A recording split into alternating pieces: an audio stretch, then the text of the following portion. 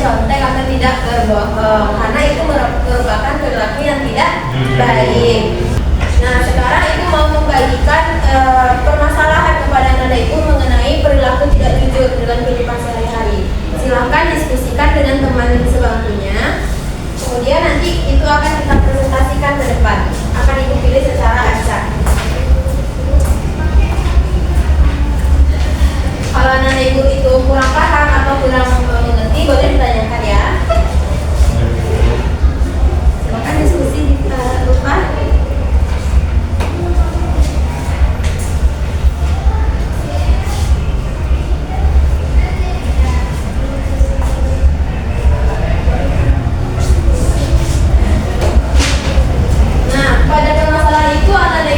Harus mendiskusikan apa masalahnya, bagaimana dampaknya, solusi, serta kaitannya dengan ayat Al-Quran dan juga hadis. Ibu beri waktu beberapa menit kepada anak ibu untuk berdiskusi. Oke, karena waktu diskusinya sudah selesai, ibu minta kepada perwakilan kelompok IFA untuk mempresentasikan. Silakan IFA. Baik, boleh berdiri. Terima kasih Bu, izin untuk menyampaikan hasil diskusi dari saya dan Kak Iva.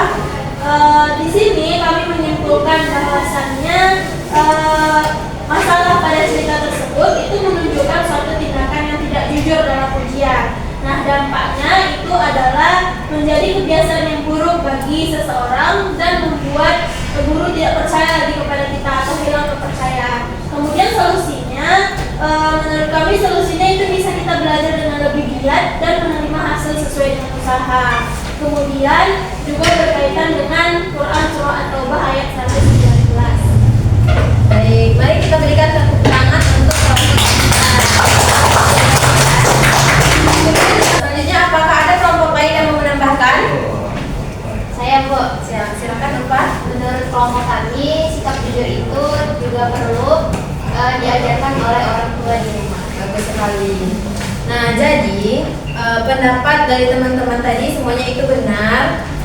Jadi dapat ibu simpulkan bahwasanya pembelajaran kita pada hari ini kan berkaitan dengan sifat jujur atau asidik di dalam kehidupan. Jadi jujur itu merupakan perilaku yang mana kita itu berkata dan juga bertindak sesuai dengan apa adanya tanpa adanya rekayasa. Anak-anak ibu tahu nggak kalau kejujuran itu bisa membawa kepada kebaikan, kemudian kebaikan itu yang akan membawa kita kepada surganya Allah. Jadi kita harus senantiasa menerapkan perilaku jujur itu di dalam kehidupan sehari-hari. Kemudian anak-anak ibu juga bisa menerapkannya itu sebagai kebiasaan di dalam diri kita supaya kita itu bisa mendapatkan kebaikan dan membawa kita kepada surganya Allah. Nah, sekian simpulan materi dari ibu. Selanjutnya ibu ingin memberikan tugas kepada anak-anak ibu semua, yaitu anak-anak ibu bisa buat ibu pelatihannya, yaitu membuat perilaku jujur sederhana yang anak-anak ibu lakukan pada lingkungan sekolah maupun lingkungan rumahnya. Jadi itu tugasnya akan dikumpul minggu depan kepada ketua kelas.